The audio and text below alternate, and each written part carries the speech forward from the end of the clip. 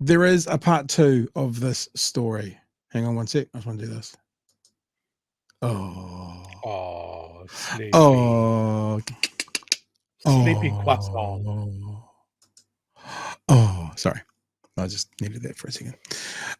There's another part of this conversation, which we are still talking about the ferries, because I was shocked when I saw this story on RNZ today. Korea ferry cancellation talks were 2 text messages canceling this multiple $100 million, billion-dollar project. The cancellation came through in 2 text messages sent within 1 hour of the announcement. New Zealand officials notified their Korean counterparts they were scrapping the Inter-Islander ferry project via text message less than an hour before the public announcement.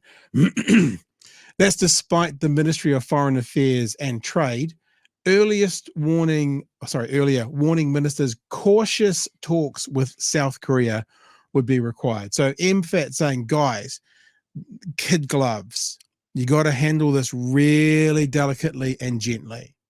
Official advice, of course, they ran in the opposite direction. That's what this government does to official advice. Careful and deliberate communications with the Korean government would be required in advance of any public announcement, the ministry said in an 8th of December memo. Asked for evidence of that communication under the Official Information Act, MFAT provided 2 text messages. 2 text messages. This government considers careful and deliberate communication to be text messages. They're basically saying, ending a marriage on a text message would be fine. Sorry, hun, it's all over. Another part of this conversation, which has got a little bit more detail. At 2:38 p.m. New Zealand time on the 13th, less than an hour before Finance Minister Nicola Willis announced Cabinet's decision to cancel additional funding for the project, New Zealand's ambassador to Korea, Dawn Bennett, texted Director General for Asia and Pacific Affairs Seo Ming-young, a high-level Korean official. Put that there so I can see it a bit more clearly. Good morning, DG Seo. I hope you are well. I would like to give you a heads up about an announcement that will be made in New Zealand at 11:15 Korea time, 3:15 p.m. NZ time. Could I please give you a call in the next 15 to 20 minutes? The second, much more fulsome message was sent 26 minutes later and 26 minutes before the announcement at 3:04. Hello again, DGCO. As I haven't been able to reach you, here is the information I was going to convey in confidence. You may be aware that Kiwi Rail, a New Zealand transport company in which the New Zealand government is a shareholder, has contracted Hyundai Maipo Dockyard to build 2 new ferries for passenger and cargo transport between New Zealand's North and South Islands. Kiwi Rail had requested significant additional funding, but let's just pause there, because this is an interesting thing, and I think this has been pointed out a few times, but maybe not as bluntly as this. Kiwi Rail didn't ask for any more funding for the boats. They asked for more funding for the docks.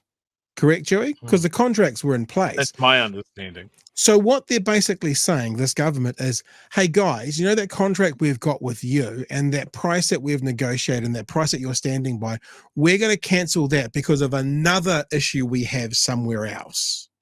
Nothing to do with Hyundai, another issue somewhere else.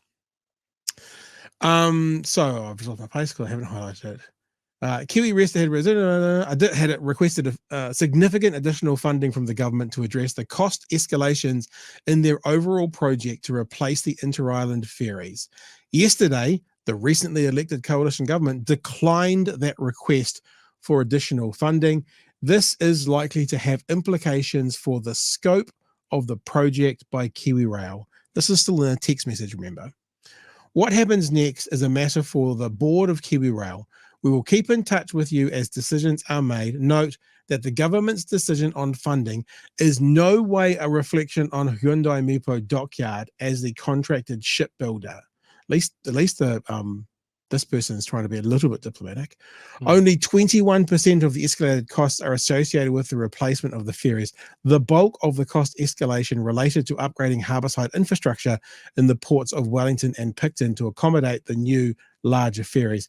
New Zealand continues to value our close relationship with the Republic of Korea, including our important trade and economic links.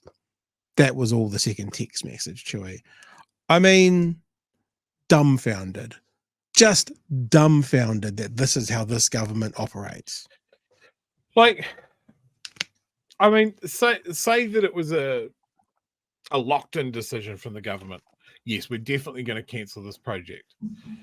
Ministry of Foreign Affairs and Trade comes back and says, hey, look, you're going to have to be very careful with this. You're going to have to put on the kid gloves. You're going to have to put on a fucking charm offensive. This is not something that you want to rush into. Put your heads together and go, right, well, we need to sort out what we're going to do before the announcement. This shows that the government thought that the points that they would score by publicly trashing this project was worth more to them than the relationship this country has with South Korea. Yeah. And that's exactly how the South Koreans will see it. Something else, as you were speaking there, just made me think. They didn't run on, we're going to cancel these ferries. They had pre-fu. They had the economic, right up before the election. They never said anything pre-election like, if we win, we're going to cancel these ferries because we can't afford it. Nothing like that was ever said. So surely, so I know someone in the text saying we should cancel this government, but these guys, I mean, everyone has a crack at the other people for, like Labor has a crack at National has a crack for then doing things they didn't promise to do, right?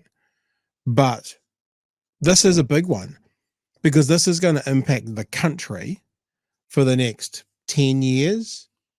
And it's going to impact the country in 50 years' time when we have to re-upgrade ferries again because our population has doubled and they're again not fit for purpose, rather than trying to think long term, as you always say Labor does, Chewy, and think about what would then suit us for the next 50 years, not what will suit us for today and have to be replaced definitely in 30 or 40 years from now.